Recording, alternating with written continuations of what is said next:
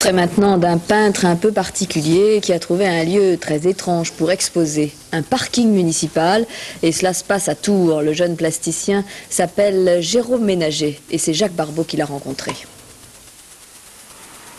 Jérôme Ménager s'était fait connaître il y a 8 ans par ses petits bonhommes blancs peints sur le Pont Neuf à Paris et dans d'autres lieux. Aujourd'hui, face à la gare de Tours, il expose ses toiles au 4e niveau du nouveau parking.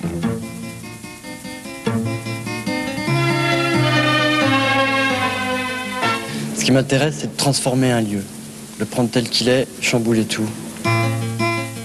Drôle d'endroit pour exposer, pourraient dire certains.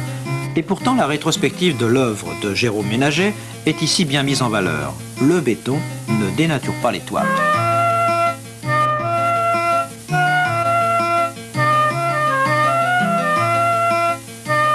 Mon propos, c'est aujourd'hui de faire une peinture qui soit pour maintenant, notre fin de XXe siècle, apporter une image qui ramène de la joie et qui contrebalance un petit peu les intellectuels de l'art qui vous font croire que l'art c'est trop compliqué pour vous.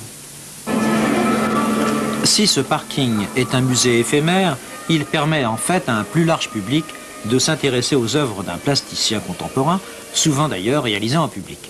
Et même si le jour de notre tournage, les visiteurs se faisaient rares, le public semblait intéressé par l'expérience. Ça donne de la gaieté.